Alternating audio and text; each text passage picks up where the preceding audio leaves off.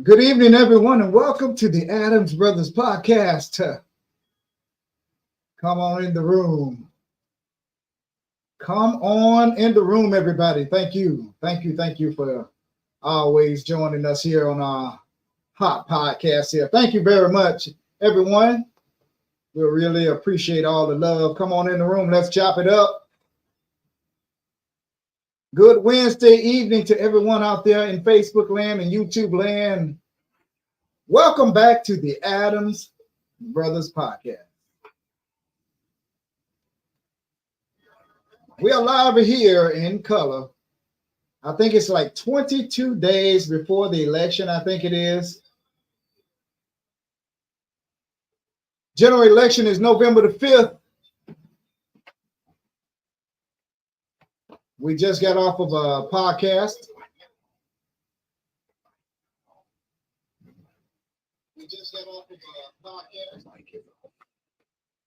All right, let's check the microphones here. You can't hear the music.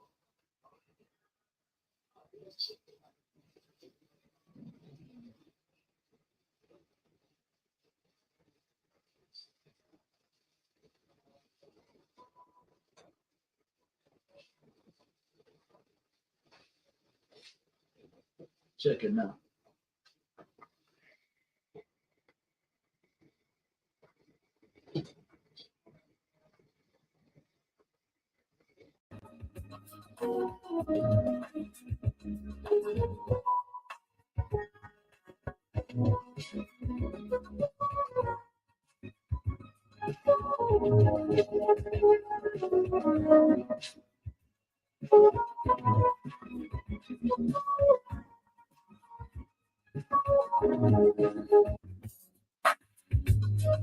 All right, I think we got it now. We had a little blooper there.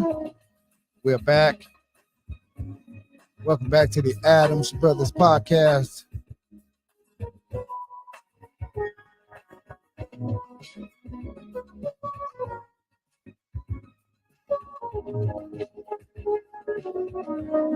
All right. Pop-up podcast, everybody. Come on in the room. Let's chop it up. Come on in the room. Let's chop it up, everybody. What's up out there in Facebook land and in YouTube land? I had to back out there just now. Hey, Charlotte Kaysen. Well, where's Wayne? Here's Wayne right here. Charlotte Kaysen is asking, where are you? So, what's up, everybody? Taking care of the technical difficulties. That's what I was doing. Could hear us, you know. When you don't see me come on, that's what I'm usually doing. I'm behind the scenes checking the technical stuff. All right. So we're back. Got the audio back going and everything. So good evening. Thank you for rocking with us here on our Adams Brothers podcast channel. We just got off of a live interview with the Supervisor of Elections, Mr. Joe Scott. If you missed it, please go back and watch the playback on Facebook and YouTube, okay? So, let's chop it up. If you haven't registered to vote, you have, I think before, you have 29 days before the election. And if you haven't done so, it's too late because I think the election is less than 29 days. So yeah, it's too late to register. It's too late to register. If you haven't registered to vote yet, you can't. I would advise everyone to vote get a early vote, or vote by mail. I'm sorry, get a vote by mail. That's what I did this time for the very first time. So you can take it and drop it off at any of the elections office.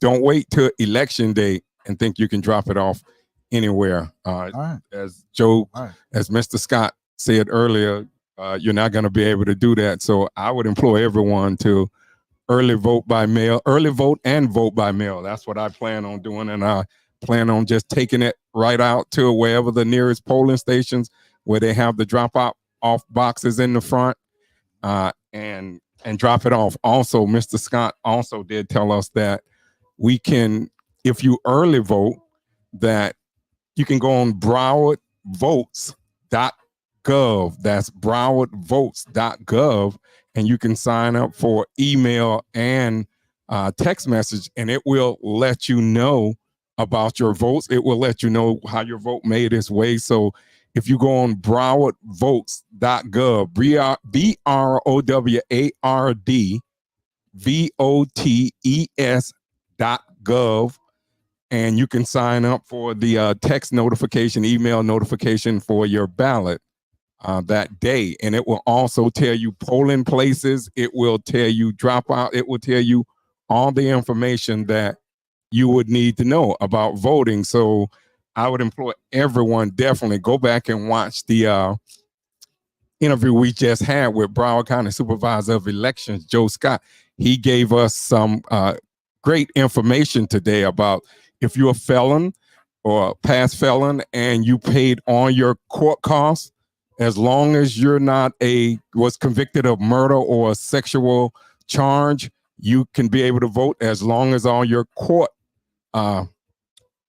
whatever fines they ordered are paid. Also, Mr. Scott gave us information. He said that you can't go live Facebook or IG in the polling place. You can take a picture of your ballot, but like Mr. Scott said, Supervisor of Elections Scott said, be discreetly in doing that. Don't go in there and make a show, you know. And he said you can take a picture, so, you know, don't let no one tell you you can't. Mr. Scott also, he gave great information. I mean, some of the comments in there, in the comments were great about asking questions about the election. And I think you say early voting. I have to put that in there too. But he also gave us information about rights restoration. We will put that in the comment. This comment right now too. You can go to the Florida Restoration Coalition, and if you want to get your rights restored here in the state of Florida, which is a very tough process under our current governor, Ron DeSantis, when you go and try to get pardons and your rights restored, it's going to be very hard. I mean, to get your rights here, because I saw some people in the chat that were asking. It is very hard here to get it, and it shouldn't be political. It should not be, but they make it hard here, and that's why I always say if you ever get convicted of a crime here in Florida, you're just going to have to really just accept your punishment, because it's just going to be hard to get your rights restored. Also, for all the coaches that coach in Little League sports of anything, as of January 1st, 2025, everyone in Florida, everyone. So you can't run to another city now. Everyone will be required here to under a level 2 background. So that's going to eliminate a lot of people that were coaching. January 1st, 2025, it's going to be lights out for a lot of people that were able to go around the level 1 background and was going to other cities. So that's going to go into effect on January 21st. So you won't see all those coaches out there next year. I don't know if that's a good thing or a bad thing. They've been bouncing around from one team to another, but if you can't pass a level 2 background, you won't be able to coach.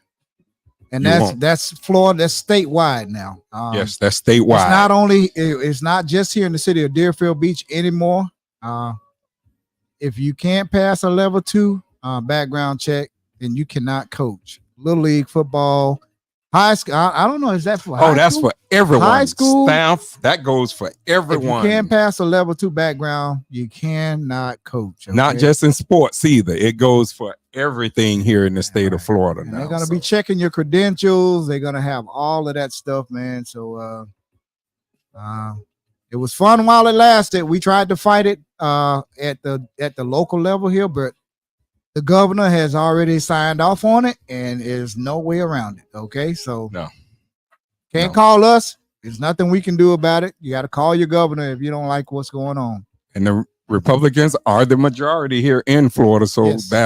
that's going to be futile. So you're just going to have to, everyone here just going to have to live with that. Now, with the level 2 background checks, like I say, it's just not to sports now.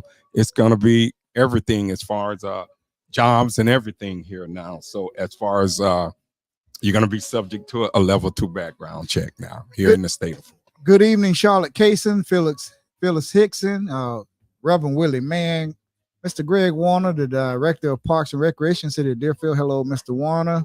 And Dr. Sherman Morris. Hey, Dr. Sherman Morris and Celestine Barnwell. Welcome to the Adams Brothers podcast. Mr. Warner, can you put in the chat, if you can, when the Tigna Center will officially be opening? If you can, if you don't mind, can you just stick that in the chat? Yeah, open to the public. Dan Hertz, good evening. How you doing? Yes, Mr. Hertz, I did catch the commission meeting last night with the overrun, the cost overrun of the pier. That was very surprising when I saw that. What was the cost? I believe it was like maybe $500,000 to $800,000, Mr. Hertz, if you can correct it. The overrun came with I know the commission said about the pillars, but it came with the fish cleaning, some of the fish cleaning centers. I think they went from 5 fish cleaning centers to about 3 now. It had like it was talking about a pipe, a stainless steel pipe, stainless steel pipe. I would just have to go back. I was listening to it because a lot of that jargon, I really didn't know. I mean, I worked in environmental services, so I am aware of a lot of things. But the pier overrun, that the cost was the commissioners had every right to be upset last night about that. I would be upset about too, that overrun of that pier, and I would implore. I mean, I don't know how people like Mr. Hertz feel, but I feel like we need the best pier here that can compete with. $900,000. Delray, $900,000 was the overrun cost, but I believe that I want us to get it right, because I don't want to have to go back. And I love the fish. I haven't fished on the pier in so long now, but I think I will want our pier to be able to compete with Pompano, with Delray, some of the names they called out last night. I just hope they get it right. I know it's a high amount, but I don't know how everyone else feel, but I feel like whatever we doing now, we should at least try to get the best, on our pier. I believe our pier is probably going to be down another year. I would say another year. If I'm correct, Mr. Hertz, you can put that in the chat. But yeah, they were told to go back. I believe the contractor or architect or whatever came up there, and he found savings right away, about $400,000 savings, if I'm correct. And 400,000. But yeah, that is definitely something to watch. I just think in the future we definitely have to get that right as far as cost overruns on anything that we're building here now. And also last night out of the meeting they voted last night, the commission voted to put together a group to study the charter amendment group, like they do every so many years. How did they select the, you know what? I have no idea. I would like to know how to select. I guess every commissioner might be able to appoint someone. I'm not for sure how they do that. I wouldn't mind serving on one, though. I didn't get a chance to watch the commission meeting last night. I had some things I had to do, so I'd have to go back and watch it. Yeah. Dan Hertz says the businesses around the pier are suffering, and now the city announced that they will need an Army Corps of Engineers permit. I predict that this will add another 6 months to the announced completion time of August 2025. Okay, so maybe looking at the end of 2025. Yeah, at least a year, at least going on probably a year. But I just want them to get the pier right, man. We have a beautiful pier. I love going on Pompano Beach pier. I know people always say we love to compare. Well, again, when you lived here as long as me and my brother, and you're just starting to see a lot of progress. I mean, we had progress before, but if we're going to do something here, it is my opinion that cost effectively, that we do it the right way so we don't have to go back, especially the fish stations, the fish cleaning stations, where they had to come down from 5, I believe, to 3 now. And that's still ample. Yeah. Yeah, but you have a lot of people out there. Remember when we used to fish out there? You had a lot of people out there cleaning fish, and I think it has gotten probably a little bit. One at the west end, one at the east end, and one in the middle. So I think 3 should be ample. Yeah, and they did say the businesses was suffering. I remember Mr. Hertz came up last night and he talked about that he had went around and talked to some of the businesses about them, I believe, closing the parking spots off. I believe it was they were talking about. So yeah, the businesses definitely. It's unfortunate the businesses have to suffer around there, but hopefully, I think I always try to look at things positively in the future. Hopefully, when all of this is done, we can look back and be proud of what we see out. Are they going to have a restaurant at the pier? I believe it was a restaurant there one time, but yeah, I rode past there last week, and I've been going out to the beach, and just taking a drive through there to see what's going on. And it was really dark right at the pier there, right around the hotel there, and the pier. It was really, really dark, and I'm so used to seeing it well lit at night, and people, at the, out on the pier fishing, and I would love to see a restaurant, a nice restaurant, like up in Lake Worth. I think that it's called I forget the name of it. I was there. I can't think of it. It's right at the tip of my tongue. But if you ever been to the Lake Worth Pier, there's a nice restaurant right there at the pier there, man, and it's well utilized. So hopefully they can get that going here in Deerfield Beach. Yeah, I know they was arguing a litigation or something about that pier restaurant. I remember Mr. Hertz was very vocal on that about how the restaurant was bidded or how it was awarded or something of that nature. I know he was very vocal about that here a year or so ago, or even less than that. So hopefully when everything is done, hopefully we can have a A1 restaurant out at the pier. I have never ate at the pier, but I would like to go there in the future and eat. I know I did a lot of fishing there with my aunt back in the days. My aunt used to love to go. Rest in peace, Dorothy Bell. A lot of snappers, mutton snappers out there. Oh yes, pompano and good eating fish. Yes, we do fish. We grew up. Yeah. We grew up fishing. Actually, me and Daryl just bought us some more fishing equipment here, and we're gonna be out in all these lakes out here fishing. Hopefully, here in the next whenever we catch some time here, and hopefully in the next week or two. Right after the election, man, we plan on doing having us some me time, because we're always behind these microphones and behind, in front of the camera here, trying to help educate the public as much as we can. And that's our number one goal here, is to disseminate information that you can rely on, and not misinformation and disinformation. Right. Okay? Truthful information. Some information that you can rely on, because for far too long, if you lived here in Deerfield Beach, you all know that we didn't always get the information that we seeked. It was not the right information. Yeah. When we got it, when we found out, it was way too late. That will never, ever happen again, as long as you see these two bald-headed, handsome black men behind these two microphones here in front of this camera right here. It won't happen. And it was done by people in our own community. It was intentional. Some people were told some things, and most of the people were fed misinformation here in this community here. And that's sad that, some of your own people will feed misinformation, but it does happen. Like Daryl said, we won't allow that to happen anymore. It is what it is. Mr. Hurt said this is the second major project that has been mismanaged by the Environmental Services Director. She and Harris got all the blame when Santucci should have been called out as well. I heard Mr. Hurt say that last night when he came up and spoke to the podium that the city manager was gone now. Hopefully, well, it always falls on the city manager. Yeah.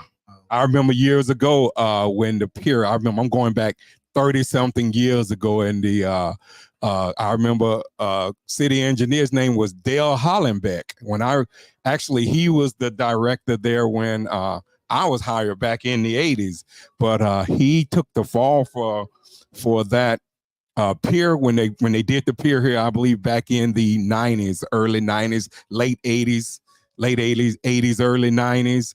And Dale Hollenbeck, I believe he's dead now. Yeah. He took the fall for that pier, and the pier was way less back then. I believe we were only talking $200 and something thousand back in those days. I believe like a cost overrun might have been like 200 and something, but he ended up losing his job, and he had worked here at this city for over, I would say close to 30 years, if people remember Dale Hollenbeck. He was the city's engineer. Yeah, he was there. He was the engineer when I was hired. Yeah. And then I believe it was Tony Viola. He was the assistant at the time. And then Tony Viola stepped in. Anthony Viola. He was a good military veteran.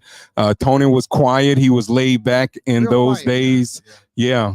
Tony knew his job. He's dead now. He's deceased now. But I remember nice guy. I remember Tony Viola stuck up for me a few times when Larry Dejan was there. Rest in peace, Tony Viola. I remember he left and moved away, I believe, to Orlando. That's right. Area. And he ended up passing of cancer. Yeah. Yes, but I remember Tony stuck up for me. So I So Dan Hurst, welcome, welcome. Desiree Wright Posey, welcome. Elizabeth Crockett, Hattie A. Lynch Lubby, Lorenzo Smith, and our niece, Shanita Vickers. Ryan Reckley, thank you all for watching the Adams Brothers podcast. Thank you all for joining us. Yeah, we just been chopping it up. We don't have a subject on any of our we just pop-up podcasts. We just come on here and we talk about random subjects that are matters of interest to the public. So also go ahead. Also, I saw Ryan Reckless, since he's in the chat. I saw him on a commercial. He was talking about, I believe, trying to get people in the Boca Raton Parks and Recreation Department. So he was saying on one of the commercials or promos that the city of Boca Raton was hiring for a park and recreation department. So some people looking for a job. I saw Mr. Reckley on, and he was talking about recruiting, getting people to come work for the city of Boca in the Parks and Recreation Department. So that's a little bit of information that I like for people to know. I think I saw that on Facebook. Actually, I saw Ryan made that commercial. So that is very good. Anyone looking for a job? I know I heard Deerfield had some openings on their job or at the city of Deerfield. I also heard, like I say, Boca. I hear everyone saying that it's hard to hire people, not putting in for jobs. What is that about? There's a ton of jobs, city jobs. Yeah, people just aren't applying right. What is that about? I mean, it used to be when there was one job open 15 years ago, when there was one job available that was open, you used to have 50 applications. Right now, you don't even get one. It was very competitive.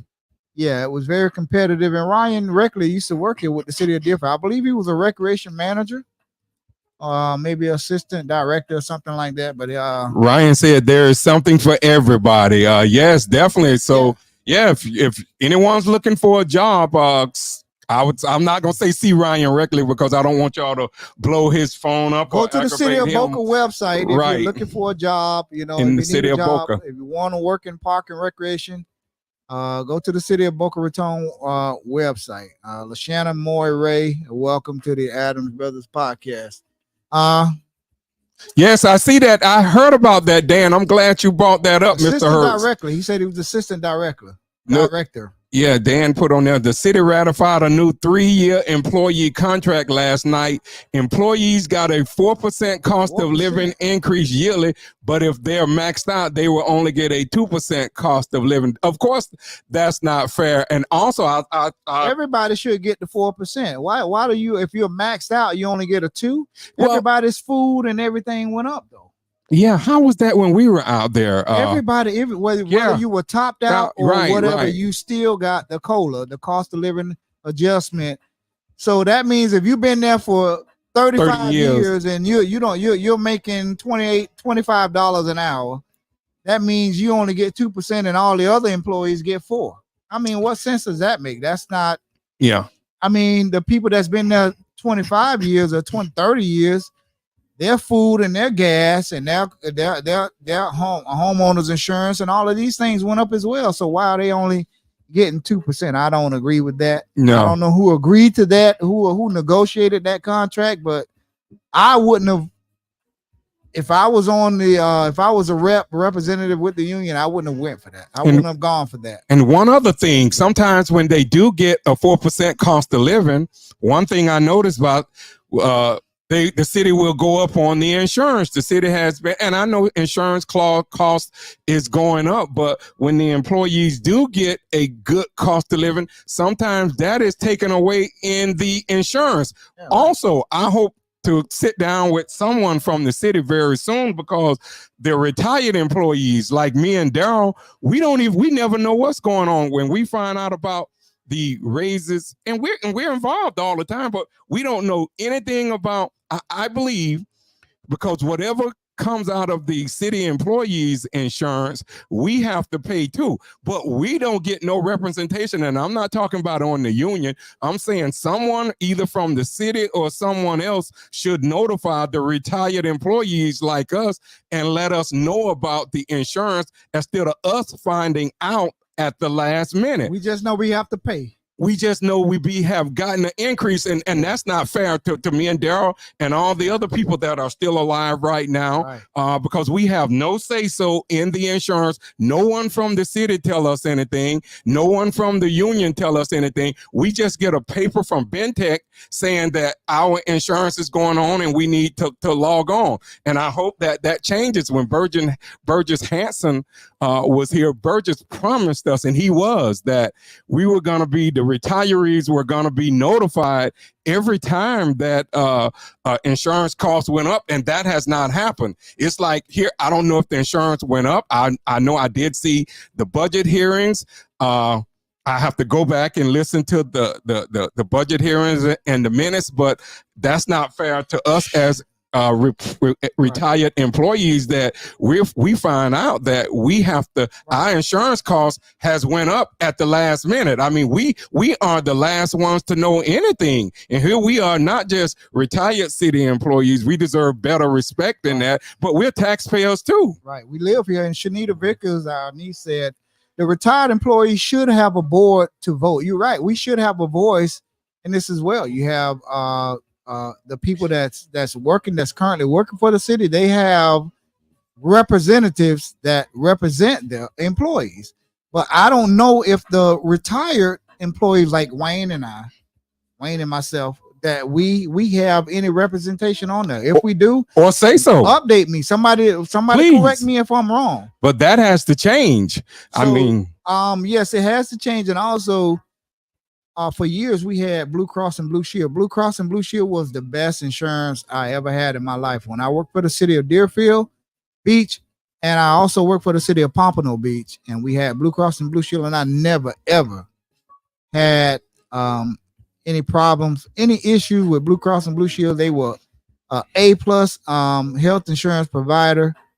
Never had a problem. And as we all know, that as we get older, and when I say we, I'm talking about me, everyone, brother, all of you out there in Facebook and YouTube land that's watching right now. As we get older, health insurance is very, very, very important, very, very critical in us living a long, healthy life. Now, if you have, and I'm not saying that the insurance that we have right now is not it's something. Cigna is garbage. I'm gonna say it if you won't say it. Yeah, well, I'm getting to that. Just, let me get to it. I'm working up to it. Cigna is nowhere near close to Blue Cross and Blue Shield, and we're paying the same rates as we paid, just about the same rates that we paid for Blue Cross and Blue Shield. If we're gonna pay the same rates for not so good insurance as we did if we're paying the same rate for not so good insurance, we may as well be paying that same rate for Blue Cross and Blue Shield. It's like driving a Toyota and a Bugatti, you know, if you ask me, a Mercedes Benz. That's the difference, okay? And I don't want to sound like, well, at least you got something. I know some people, no matter what you say, some people will always come back and say, well, you have something, you shouldn't be complaining. But no, we're saying if we're paying the same money, just about the same money as Blue Cross and Blue Shield that we used to pay for Blue Cross and Blue Shield, then I'd rather just have Blue Cross and Blue Shield.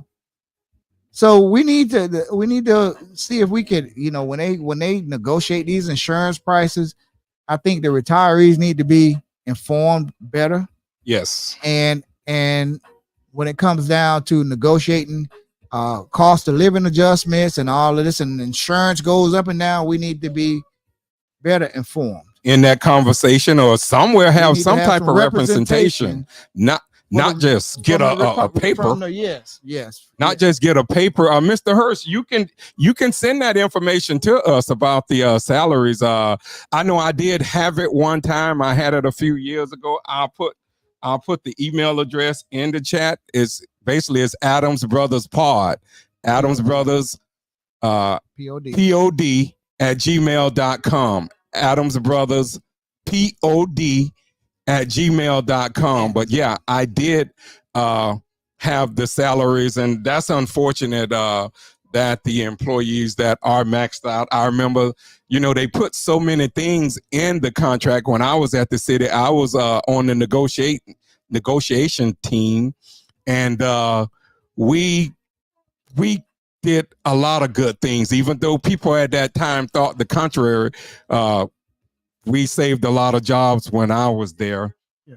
And I just hope that at maybe one day that might change, because I know when we retired from there, they did change the max that the employees, they changed it to where I know after like you maxed out, you didn't get anything but a cost of living, if I remember right. All you got whatever, but you got the full cost of living. It wasn't like cost of living, right. It wasn't like if anybody got 4, you got 4 too. So right. No, that's not fair. And hopefully in the future they can get that change. It's not fair to the long-term employees. That's topped out. That's topped out. No, I don't see that as being fair. Tot, thank you for joining us. Pamela Davenport Ferguson, thank you. Stacy Cunningham, Caprita Scott, my classmate, Kiki Porter, okay, cousin Kiki, and Tasha Porter. Thank you all for joining us. Wendy Dukes McIntosh, thank you for joining us as well. So we've been talking about a number of different issues here. If you're a Deerfield Beach High School alumni, if you graduated from Deerfield Beach High School alumni, they have a homecoming, they have an alumni weekend, which is this weekend coming up, I believe. Yeah, this weekend, Friday and Saturday. Let me pull it up here right quick. I don't want to misspeak. I want to see if I can back out of this here. But it is coming up this weekend. No, that's not it. Do we have the phone lines open? I have to go get that line. Oh, I thought you connected. I thought you had it open because I see Dr. Morris said he's been reading up on the new Florida statute for youth volunteer. I would have liked to have brought him in on that and talk about it. I mean, I could get, but as soon as I finish, I'll connect that line there. Oh, here it is right here. This weekend, the Deerfield High School alumni 2K24, October 17th, they're going to have the roundup meet and greet. Location is Smoke and Vibe, 292 Northwest Eller Street, Deerfield Beach, from 7 p.m. to 10 p.m. And on October the 18th, Dukes, Boots, and Buckles Hoedown That's going to be at the Ali Cultural Center, 353 MLK Boulevard, Pompano Beach, 33060 from 8 until 12 as pre-sale tickets, $20, general admission, $25, and at the door, you're going to pay $30. October the 19th, the last rodeo alumni picnic at Johnny McKeithen Park, 629 North Deerfield Avenue, Deerfield Beach, from 12 p.m. to 7 p.m., $100 per 10 by 10 tent space. Must provide your own tent. Yes. And from there, next weekend, you're going to have the homecoming weekend 2024. We have some of those people some from the homecoming weekend, which is separate from the alumni. As you all know, if you tuned into our podcast last week, if you didn't go back and watch it, it's two different weekends going on. Support both weekends. Support if you don't know which weekend you're going to, support both. Support both. Okay? I'm gonna support both. Both weekends. I'm not showing favor to one side or the other. Mix and mingle on the 24th of October. The Butler's House, 6 to 9 p.m. Food trucks, cash bar, and music. That's on the 24th. And on the 25th, the pregame memory lane walkthrough homecoming. Butler Stadium, which is at Deerfield Beach High School at 7 p.m. After that, after the game, there's going to be a tailgate at Duffy's in Deerfield Beach on Federal Highway. And then on the 27th of October, you're going to have the day of the alumni homecoming cookout at the Deerfield Beach High School. It's going to be behind the football stands there. Deerfield Beach homecoming alumni cookout, Deerfield Beach High School. Setup is at 7 a.m. Event is at 1 p.m. and that's on the 26th of October.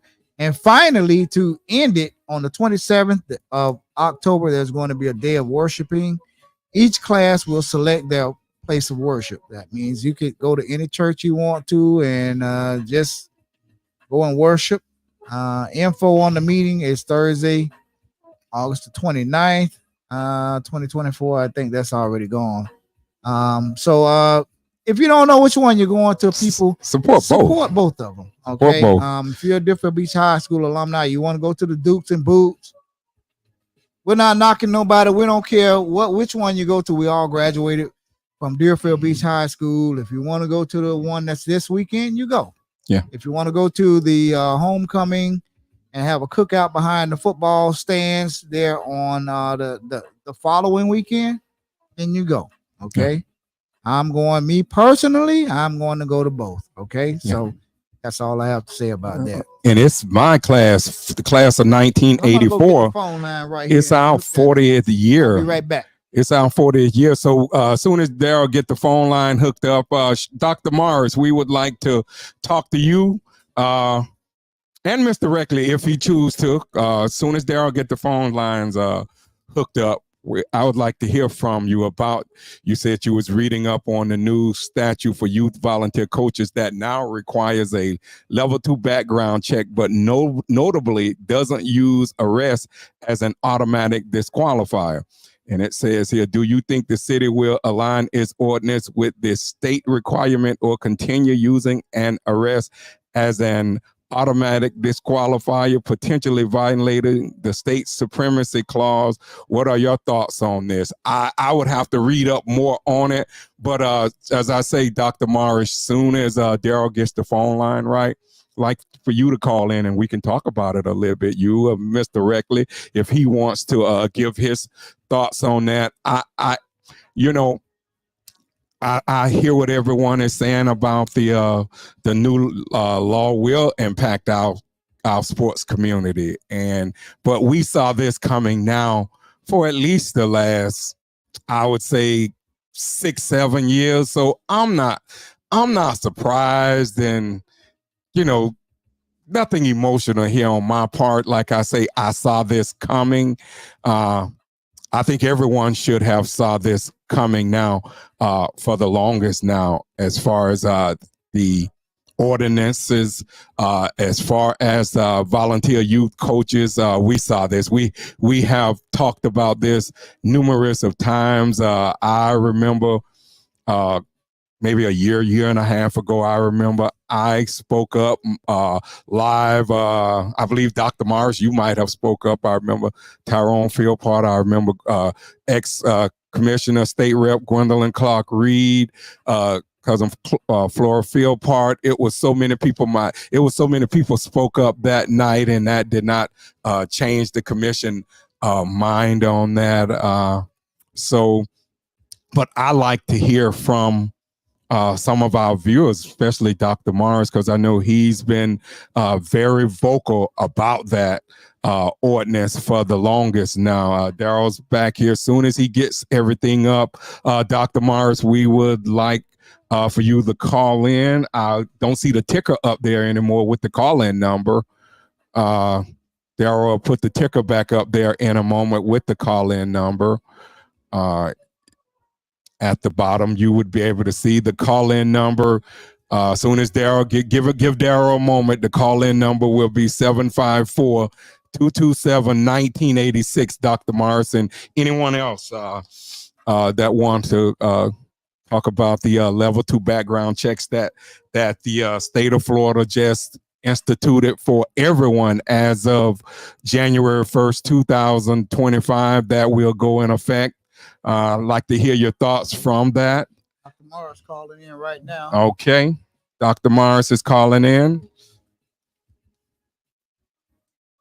Press 2. Hello, good evening, Dr. Sherman Morris, and welcome to the Adams Brothers Podcast. What's up, my brother? All is well, my friends. How y'all doing? Doing well, man. Doing well. We saw your comment, and we like to hear from you. Well, man, first and foremost, I want to thank you guys for continuing doing God's work, man. I think what you guys are doing is really, really important. I think the service that you provide to the community is super important. I know that you guys are growing in this space, so I want to encourage you to continue the work. Continue to keep cultivating the brand, right? It's necessary. Yes, Thank sir. you. Yes, Thank sir. you. That is God's work that we're doing. I look at it as nothing different. So thank you, Dr. Morris. Yeah, last week was a true testament, man, of the patience of Job. So very, very appreciative of it. Yes. On that podcast, it was challenging at times, but you It guys was. did a really, really. Yes, it Yeah. was. Yeah, we didn't go out of character. We stayed into character, but one thing I learned, I'm 58 years old. I mean, I don't let people take me out of character now. They might think they can. Trust me, I'm a grown man right now, and I don't let people take me out of character. So anyone that think, I still get mad like everyone else, but I'm not going to let no one take me out of character. And Dr. Morris, thank you. And we, like you said, we like to hear your thoughts on everything, because I know you've been working on this here for at least since before COVID. I remember you was researching and everything. So we'd like to hear your thoughts. So thank you so much for that. So I guess when it first changed from what was the status of the appeals board really making a decision, and the city of Deerfield Beach took a stronger stance or position, and then the way that statute 5080 was worded, it communicated that it had a desire to protect children and elderly, and that they were going to take the extraordinary step to supersede state statute. So the state occupied this space with a level 1 requirement for years. Matter of fact, that's where it's at right now.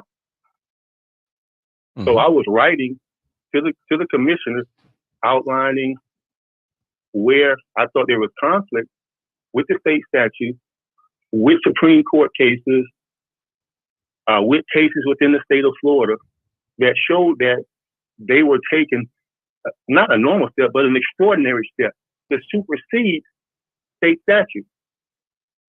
And I was pushing our commissioner, Ben Preston, on that there's an issue. So he got in and he started, to his credit, he was supporting it, saying, hey, I'm going to look into it. And I was privy to some communication that suggested that they were going to use home rule as justification. But there's no home rule unless the state doesn't occupy the seat. meaning the state has decided through statute that what they want to do is occupy this space, i.e. youth volunteer coaches and what are the requirements.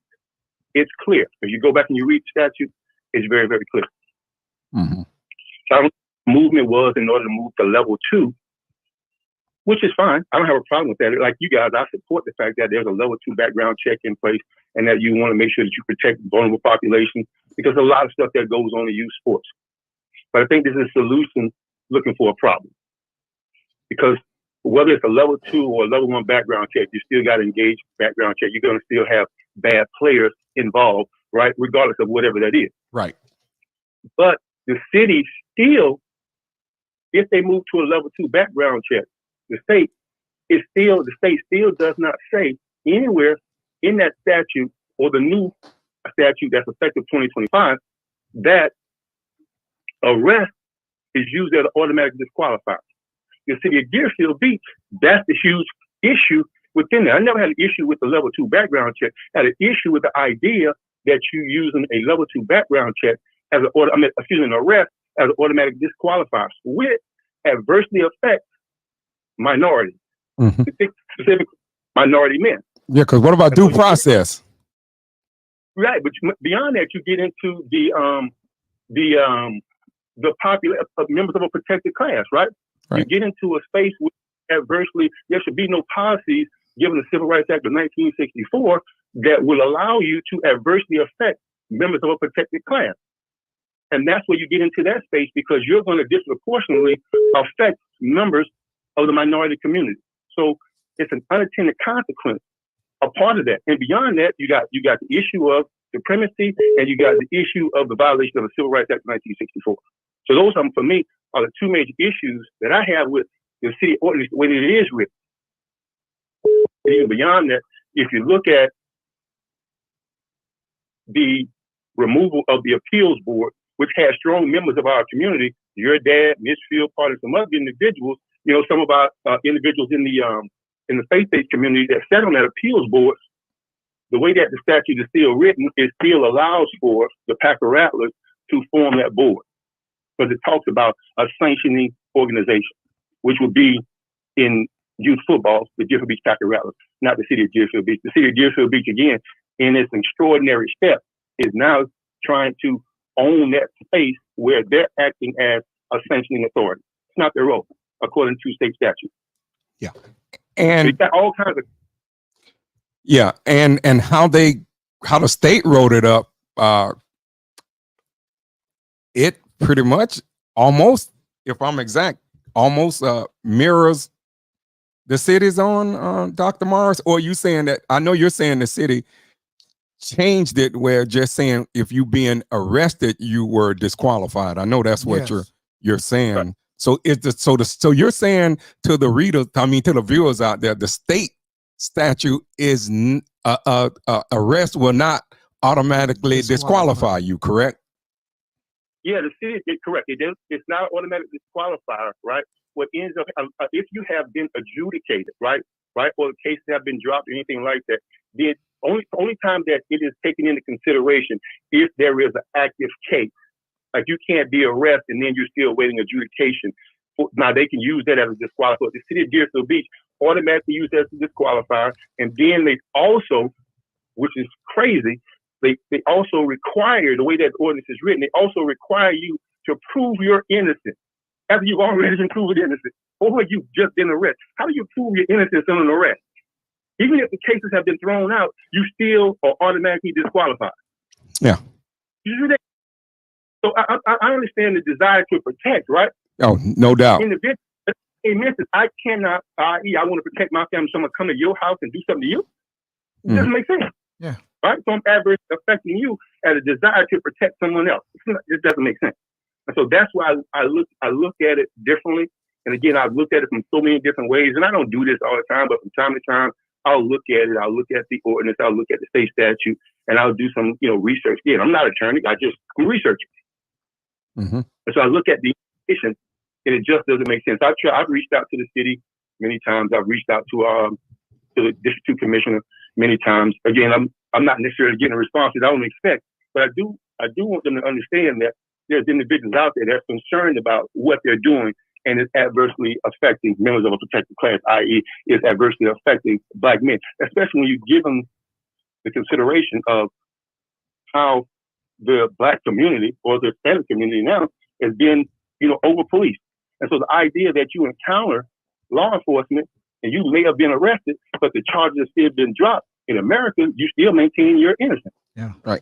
But not in the city of Deerfield Beach. Because if you look at the city of Deerfield Beach's ordinance, right now you have 2 presidential candidates. And although one's been convicted, right, just the mere fact that he was arrested disqualifies him from being a volunteer. Because matter of fact, Martin Luther King wouldn't even be able to qualify because again, he was arrested too. Yeah. Right.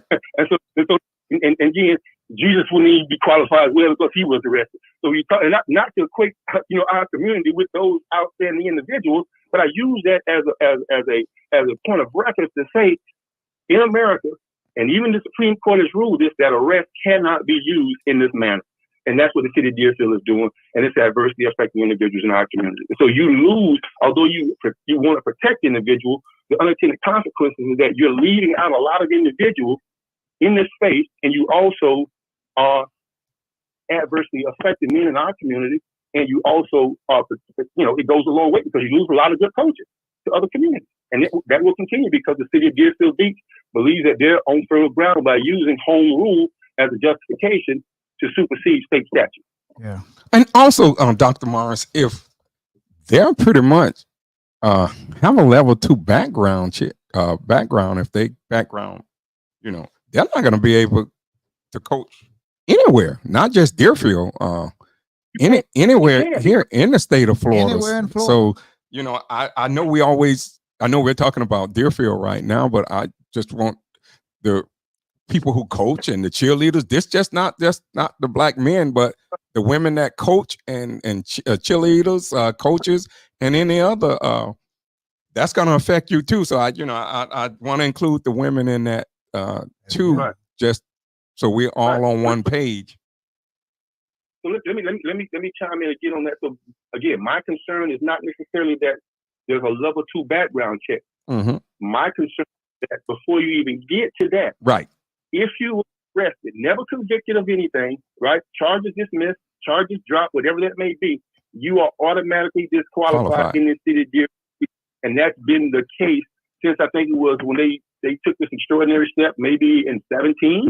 Right. I think it was around 17, 16, 7, 15, somewhere around up in there. Yeah. And what's so crazy is that I have documentation that shows that they took the state statute, which they held prior to that. It was, again, they overlaid and the city of Deerfield Beach accepted that as fact. And that's the way the ordinance was written.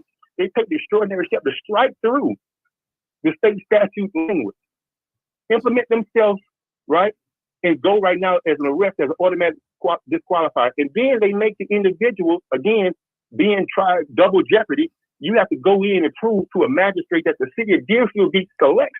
They get to select who they want to be. And then they sit a parks and recreation official in that room, right, a representative, in order to, you got to sit before them and prove you're innocent. Nowhere in American jurisprudence do you got to prove you're innocent. You're innocent until proven guilty. So it's really but not in the city of Deerfield Beach. Right. So it's when denying you your due process. Right. So it's a violation of due. There's so many different ways and angles that they taking these extraordinary steps to adversely affect the community and the individuals in the community. That it is blatant. So the question becomes, why would a reasonable, rational person act like this? And I only come to one conclusion, is that they want control. Right. But for what? Well, yeah. I agree with you on that. The city of Deerfield Beach is, level 2 takes it a step further than what the state does. And just to kind of simplify for the people out there that's listening right now, to say what Dr. Morris is saying, that is that the city of Deerfield Beach level 2 background checks takes it a step further than what the state has on the books right now. So when you're arrested, you're disqualified right from the beginning. But as we had Miss LaWanda on before, she said you have to follow through with the appeals process. So don't don't just hear Dr. Morris on here and get discouraged. Lawanda just Follow joined through. in. Follow through with, like what LaWanda said, with the appeals process, regardless of this is not the end of it all. At least follow through and fight, and at least fight for yourself to see, and then see what happened. Don't just, Right. like LaWanda said on here months ago, don't just, not follow up. That's where a lot of the coaches were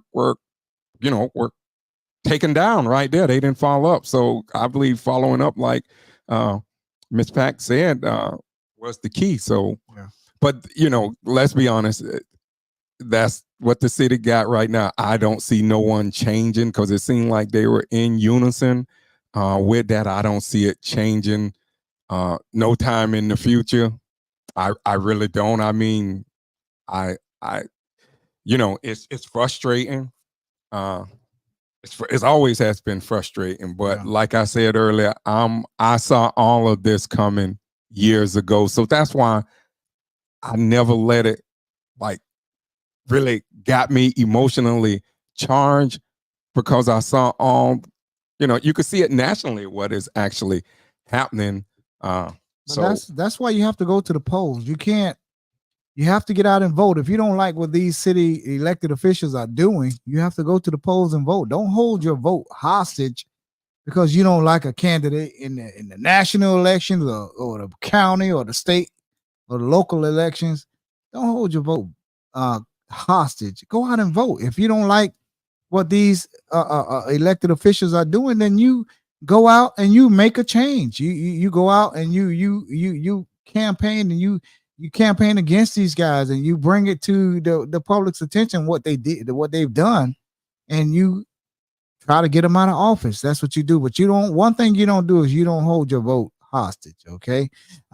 Quick. Anything else, Dr. Morris? Because I know some more people were trying to call in. Yeah. I'm gonna let you guys go so you can continue this conversation.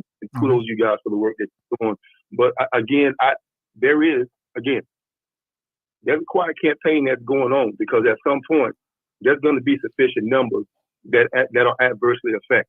So please don't ever think that we're not keeping receipts, because at some point there's going to be sufficient numbers in order to engage, whether the city of Deerfield Beach acts on it or not, whether the state of Florida acts or not. Because again, we're constantly communicating. I'm working with a couple folks. We're constantly communicating out with the city of Deerfield Beach, and we're reaching out to individuals from the state as well as from the federal level in order to voice our concerns as it relates to the city of Deerfield Beach's extraordinary measures and the adverse effect that it's having on individuals of a protected community. So we want to make sure that as minority men, that, hey, this may not be affecting me directly, but I can assure you that it's affecting these other men. And we're going to continue to fight and continue to make sure that we use our platform to communicate out and ensure that individuals are held accountable. Because right now you have individuals sitting on that dais that they would not qualify to be, quote unquote, a volunteer coach, but yet they sit on the dais. Amazing. Yeah, Trump won't even. Trump can't even go out there and qualify, because he has been arrested, and he won't even be able to go out there with the way it is currently written right now. But Dr. Morris, I always thank you for all the time researching, because a lot of people don't know you've been researching this for the longest. I mean, and we need people like that. We just don't need people just talking. We need people. We need action. So it's good always to have people like you in the background. Like my dad. My dad, just like you, I remember when he found that, I didn't even know about that, and that's, I asked a few elected officials, we should have known about that. I'm not gonna entirely blame them. I think we should have known about that. That was something very important to our community, and we didn't hear about that. And it was like, by the time we did hear about it, it was like they had gone voted on it. When my dad showed it to me, I was like, wow, I had no idea about that. And I stay on the bills. I mean, I watch all those bills. I don't know how in the heck I missed that. Consent agenda. That's where they put it at. If you look at, you go back and do the research, they hid it. Right. Yeah, I'm talking about the state. man. The state, when the state put that law. Oh yeah, I see the city zone when the state. I'm saying our state representatives. I don't know how that bill was never told to communities. And like I say, you can't blame them because we got to be proactive ourselves. We have to watch things ourselves. You can't depend on a person to get all, to disseminate all the information to you. That's why I say by the time my dad saw it, they had already voted on it. So I was like, how did we miss that? I mean, I kind of blame myself because I'm like, I'm always watching the state laws. That's why when they come out, I always post them, but I watch the state laws every year when they go into session, and sometimes I come on there, but I know I had other stuff going on, so that's how I missed them. But thank you, Dr. Morris. Dr. Morris, thank you for calling in, man, brother. We always appreciate your insight on all of these subjects, man. Thank you for always coming on this podcast, man, and educating the public, man. We appreciate you, my brother. Thank y'all so much, man. Be safe out there and take care. You too. The phone lines are wide Sherman open. T-Dog Gamage, man. Call in, man. You got the Fall Fest coming up next month. I know I talked to you while we're waiting on Sherman Gamage to call in. T-Dog, hello. And it was someone else calling in too. But somebody else. Shavonna Rowe, thank you for watching. Ken Cole, LaWanda Pack, Tiffany Andrews, Angela Love, Chris Smith, Kendia Jenkins. Hello, Kendia. Travis T-Dog Gamer, Tracy Spencer Jr., Risa Riley, Cousin Lois. Hey, how you doing? And Robert Armstrong. What's up there, Raider Rob? Raider Rob. Okay, let's see here. So who we got calling in here? Let's see who we got calling in. Call from Ryan. Okay. We have Mr. Ryan Reckley calling in. Okay. Hello, Ryan Reckley. Thank you for rocking with the Adams Brothers podcast. What's up, my brother? Nothing much. You guys, can you hear us?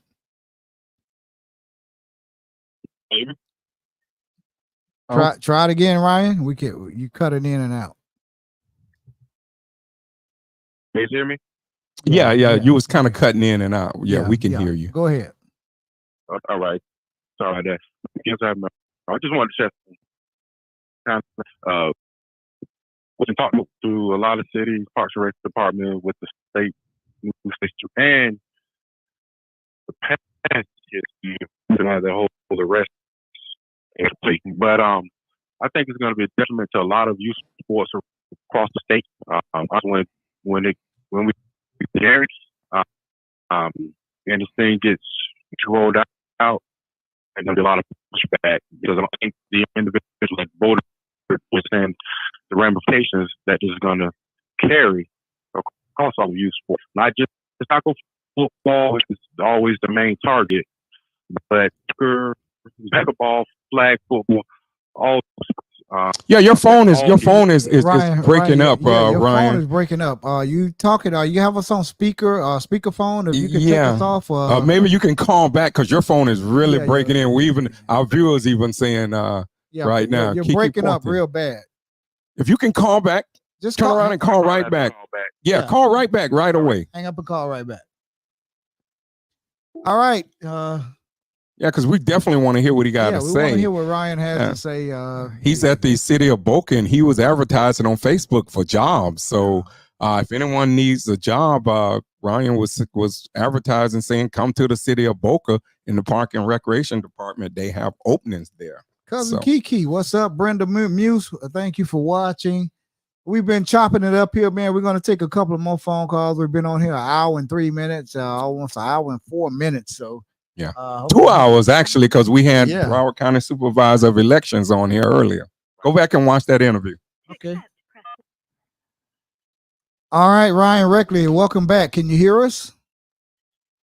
Yeah, I can hear you guys. Can you guys? Okay, yeah, we can hear you. You sound much better right now. But go ahead, start over from what you were saying earlier.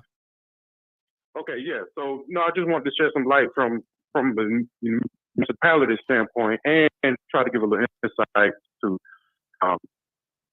Gallagher City to the arrest component to the background check, whatever that was so far. So there's been a lot of conversation this March from a lot of professionals. I just don't understand. I just don't think they understand the ramifications that's going to come about and how this is going to affect not just football, which is always the main target, also all the youth sports, right, across the state. There's going to be some push once this gets rolled out. And a lot of these, because there's already a strict coach. There's already churches in school. So, you fill your high school coaching staff with a lot of the youth football coaches and basketball coaches and things like that. So there's going to be a high demand for coaches, and it's not going to happen. Right. So I do think some things, once it gets put in effect, I think some things change in the next cycle. But, I mean, we just have to wait and see what happens. But there's been a lot of chatter and a lot of pushbacks from a lot of Carson recreation programs across the state because people on the ground understand how this is going to affect everything. Mm-hmm. No doubt, So, no doubt. Yeah, that's going to be a problem. Yeah. Now with the city, the thing with the city, so I thought the original appeals process was perfect. So you had an individual from the city that represented the city, which was myself, from the department. You had a former law enforcement officer from the community, which was Floorfield Park. And you had a community activist individual, a part of the initial panel, which was, may rest in peace, Mr. Lamar McStay. Right. So, we all three of us knew everybody in the community. Right. And, we knew a lot of people. If we didn't know, we could find out. So, and the good thing about that committee, not everybody made it through. Like if you looked and saw that you're kind of suspect or you weren't showing that you needed to be around our kids, like you didn't pass. But people we knew that, this time ago, we gave opportunities a second chance. Yeah. Those people didn't let us down when with opportunity. But what happened is, I think this was when the Bison came about. There was an individual that did do something that involved one of the kids and got kind of in trouble. The Deerfield got some bad negative press. And what happened was you had an individual from the diocese who thought Deerfield already had the toughest level 2 requirements for coaches. And that investigator that did that interview went in and found that the city of Pembroke Pines, I believe it was, had a tougher disqualification process. So it was about that. So, okay, well, we want to be the toughest. So that we'll just go in with anybody that get arrested, then they can't coach. They have to go through the appeals process. Right. Like that's all it was about. It wasn't about really this outbreak of bad coaches that's harming kids. It was that news interview that changed everything. Right. That one news interview where that elected official had egg on his face, right, for making a statement that Deerfield already had the toughest background check requirement. Right. And I think that's what Dr. Morris was talking about too. He was saying that Deerfield, it didn't allow you to have your due process. You know what I'm saying? So you were guilty before you can even you can even have your trial. And that's what that's the argument that Dr. Sherman Morris was trying to get hash out. It shouldn't be that way. Yeah, which is sad. Which is sad because how many? Not necessarily. We already. I think most of us know there's individuals in the diocese that probably can't volunteer coach or they have to go through the appeals process. Right. Employees, you're allowed in the city that don't have those same restrictions. I figure the employees should be at a higher standard than your volunteer coach trying to give back to the community for free. Right. So it's things like that I just think people on the outside, the people that's doing a lot of voting, be it with the city, county, and on the state level, their feet are not on the ground. They don't understand what's going on. Right. You know, they don't really get enough feedback from the individuals to see what's happening. And listen, this is America. People need to have the opportunity to, even if they messed up, they need to have the opportunity Exactly. Exactly. get the second chance.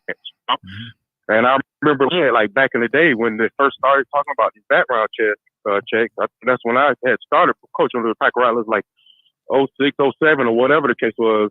I remember I vehemently like argued against that. Well, I actually was the one. I know Gans will still talk about it. You know, when individuals are yelling at one of these meetings, and I was the one told the city to keep their money. You know, so that's what it's going to take to allow like the organization to be independent and not, you know, handicapped by the city's rules. So, right. Yeah, it's been a long time. But yeah, I think there's changes. You know, not easy, but I think there are going to be some changes when the people who make these decisions realize that all communities are being affected, not just the ones they think are going to be affected. Absolutely. Absolutely. Yes, indeed. Ryan Reckley, hey man. Anything else you like to add, Mr. Reckley? Before we let you go? Again, yes. You know, I would be able to try to recruit for the Deerfield, but yes, the city of Boca, we are recruiting. There are a lot of positions that already did get a big influx of applications. A lot of people ready that I'm working with, and just, you know, I have been waiting for the opportunity about, but there will be a lot of opportunities that's with a lot of individuals that are retiring, like a lot of individuals that are retiring. So right. There'll be a lot of vacancies, some supervisory and entry level, all. So I just tell everybody, be prepared. When you do apply for a job, prepare. Make sure your resume is on. Make sure you complete the application, because a lot of times I'm finding that applications are not even making it because they're incomplete. Resume is not matching up with their application. Want to make sure that you have on point. Understand, you know, like the city of Boca does thorough backgrounds with previous employers. So be very truthful when they're asking questions. So that's all they want to know is honesty. The things happen. So what about gaps in employment? What about gaps in employment? Do they look at that? Because I know a lot of cities, if there's gaps in employment, they won't hire you. Yeah, gaps in employment isn't a big deal too much anymore. I think a lot of that is going away ever since our COVID era. Mm-hmm. So that's not a big concern. Mm-hmm. But people do somewhat look at when you're jumping from place to place, like you're not at a place for over a year, or if it's not a steady, if you're not having increased promotional opportunities where you're making a lot of lateral moves. Sometimes that's looked at. Right. But at the same time, just be ready to defend whatever you put down on paper. There you go. You know, I think that's the main thing. There you go. Also, is Ricky Reed still there? Yes. I believe good. He is. Yes. Man, shout out to Ricky Reed. Much, but yes, he's still there. Ricky was he's also the law enforcement officer at Sunrise. Sunrise, city of Sunrise. Yeah. Shout out to Ricky Reed, Deerfield's finest. Rick was my dad's assistant at the city of Deerfield Beach, and a former Deerfield Beach police. Original Deerfield Beach police officer way back in the 80s, I believe it was. Yeah. So way back. Rick was way back, original Deerfield Beach police. So shout out to Rick. I hope to see him here soon when they at the dedication for my dad. Right. So I hope to see him then. Ryan Reckley, thank you for calling in, man, and welcome back. I know you left South Florida and you were up in the Central Florida area for a little bit, and now you're back to South Florida. Yep. So welcome back, and we know you're going to do the good things up there at the city of Boca, and keep up the good work, my brother. That's right. No, you guys keep up the good work. Love what you guys do. Every time I get a chance to chat, listen in. I try to listen in. But guys, keep it up. By all means, please go back and always watch the playback. Thank you, man. Thank you. Appreciate you calling in too. Have a good evening. T-Dog, I know I saw you in the chat. Travis T-Dog Gamage. We're gonna take one more call from T-Dog Gamage.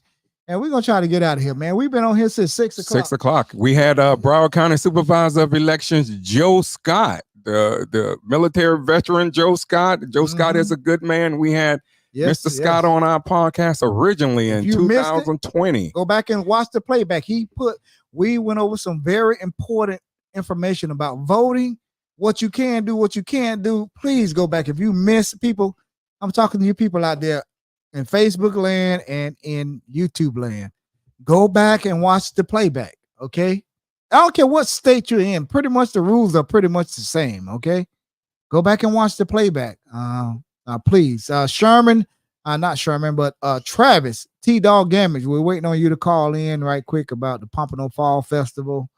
And we're going to try to hop off of here, man. We've been on here for 2 hours and 14 minutes. And I think I missed it. T-Dog, call back in 754-227-1986. 754-227-1986. Sherman T-Dog Gamage, call back in, man. We want to get you on here right quick. Also, recap, the city ratified a 3-year employee contract last night. The employees get a 4% cost of living increase, but if they are maxed out, they will only get a 2% cost of living, and that was via Dan Hertz, Mr. Dan Hertz. All right, somebody's calling in. Let's see who this is here. All right. Call from T-Dog. Oh, this is T-Dog. Okay, let's bring him on in. 1. Travis T-Dog Gamage, welcome. what's up there, my brother? What's going on? What's going on? Turn your volume down. Yeah, we on hear the phone something a in little the bit. We're getting a little background. bit of echo. So on your end, just turn your volume all the way down. Yeah, like someone Yeah, probably turn got it a all the way phone down. next to Yeah, them. there you go. There you go. T-Dog Gamage, what's up, my brother? What's good, man? Nothing much, man. Well, I know you have the big Pompano Fall Festival coming up next month. We want you That's to tell us, tell all the viewers out there about the Pompano Fall Festival. Who are your artists you have lined up? I know you said that you want us to, you're going to give us some backstage passes to meet all the artists, Shirley Murdoch and all this and that. Hey, man, just tell us about the Pompano Fall Festival, first of all. Go on, you got the floor. And the Go ahead. date. Wow, this is the 4th annual. Been a great 4 years in the city of Pompano. Yes, sir. We got Shirley Murdoch, Dina Howard, Jeezy, Plies, and a couple of more surprise artists that I'm going to pull out. Okay. Great. Adina Howard, man. I remember Freak Like Freak Me, Like right? Me. Yeah, that was from the 90s. T-shirt and panties on. Yeah.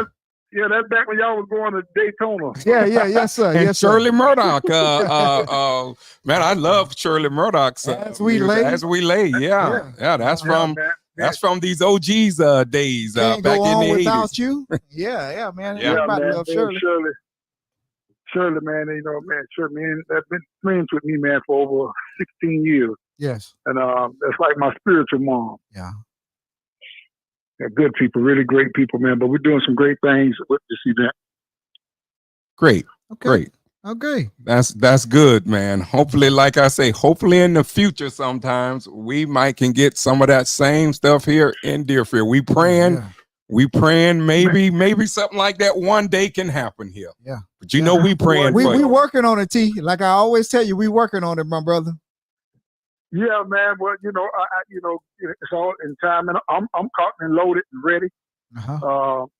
Excited. I do have a small event that's coming to Deerfield in January. I'll speak more about it with you guys. Yes, yeah. Definitely. Uh-huh. So it'll be the first event, first venture I'm doing. But outside of that, just overall, my time and everything has been consumed with the project that we're doing over at Deerfield Middle School. Right. Okay, And, talk about that. What you got going on? Yeah, I didn't hear about that. Oh man, we got a state of the art printing, probably the largest printing class ever for middle school. We'll be able to outsource things. So when you need shirts and things like that press, you can go to Deerfield Middle School and get them done. So we equip the school with a game full of printing equipment. Have one of the largest culinary classes that we brought to the school. Next week we're going to do a grand opening next Friday. So if you are in the city of Deerfield, or if you've been through Deerfield High School, Friday morning at 10 o'clock a.m. we're going to do a free breakfast, and the kids are going to cook the food. Okay.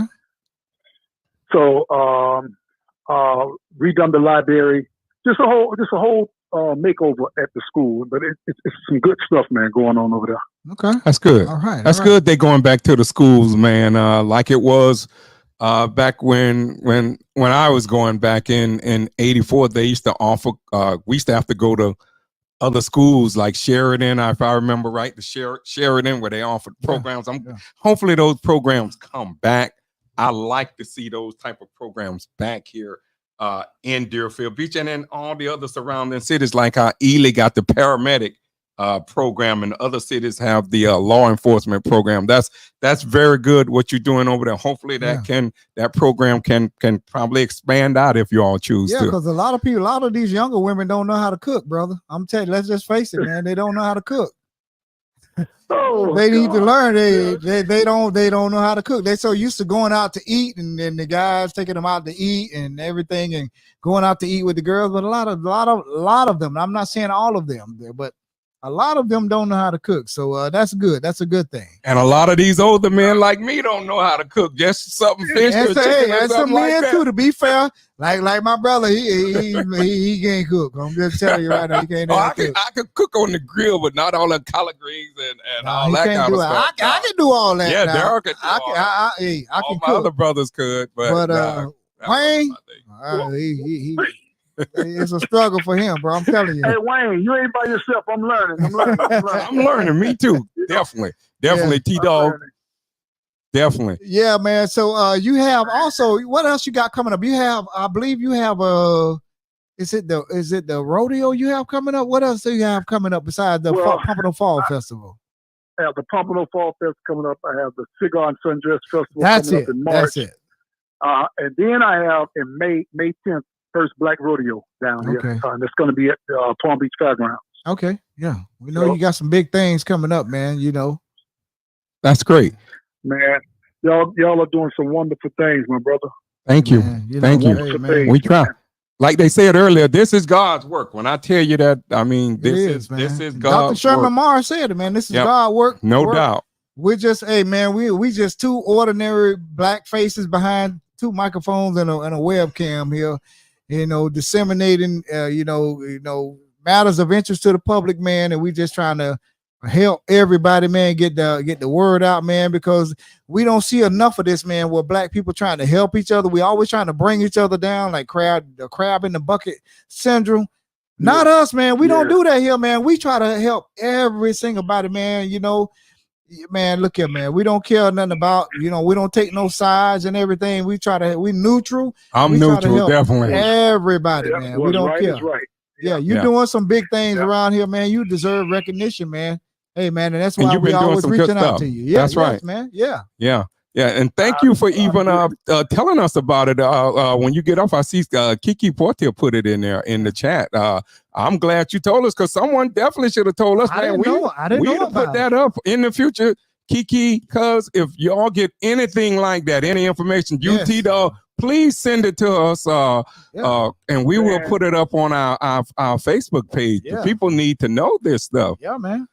I think man, in the last, I don't know, man, the last 2-3 years, man, I think between Deerfield Park Elementary and Deerfield Middle School, I don't probably dump $30,000 into those schools. Amen. And both principals can vouch for that. Yeah. So, you know, my whole, I stopped doing the big backpack giveaways and all the bicycles. I just want to implant some in the kids. Well, you know, later on down the line, what if one of my kids need that helping hand, and that child said, you know what, I remember his daddy helped me when I was such and such. So it's all about, you know, preparing your exit and making sure you just pave the road for what's coming behind you. Everything else, I don't even pay no attention, man. It's all about them kids. Trying to leave this world a little bit better than we found it when we came into this world. Yeah. Malcolm X said education is the passport of the future. Yeah. So definitely, we definitely gotta support these kids in the school. That definitely is the key. Please, anybody who's available next Friday, I think that's the 25th. Yes, it's the 25th. Kiki Porter said at 10 a.m. Yes, it's open. I really would love anybody who could come out and see what we put together, what's going on, and and see how these kids. I mean, they're going crazy for the programs. Yeah. I think our middle school gym weight room probably better than Deerfield High. Hey, that's good. That's a good thing. So we're just trying to get these babies prepared to get to high school. Yeah. Because at that age, middle school is when that thing go to turning. Yeah. Very So if we vulnerable. can give them something to keep them focused and Right. keep their minds and perspectives in one Right. place.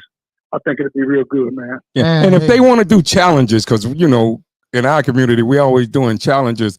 Challenge, like you said, the middle school weight room is probably better. Y'all, that's the challenge y'all do. Education challenge or weight room challenge. Yeah. Yeah. Instead of some of the other challenges that we see, do something constructive, educational. That's what we need. We need more education here, because I hate to say this word, we got too many fools running around. So Yeah. we need some Right. level-headed people to even everything out. My word used to always be outspend me in education. You want Mhm. to challenge me? Outspend me in education. There you go. There you go. Well Yeah. said, man, my brother. Travis T. Dog. Anything else, Travis? You want to let us know before we let you go? Because we getting ready to get off here because Yeah. I'm tired. Yeah. Man, I ain't got nothing to tell you, but God is good. Hey man, you couldn't have ended it on Yes, a better he is. note, God man. is good. Hey man, Travis T. Dog Gambridge, man. You always welcome to call in on this podcast, man.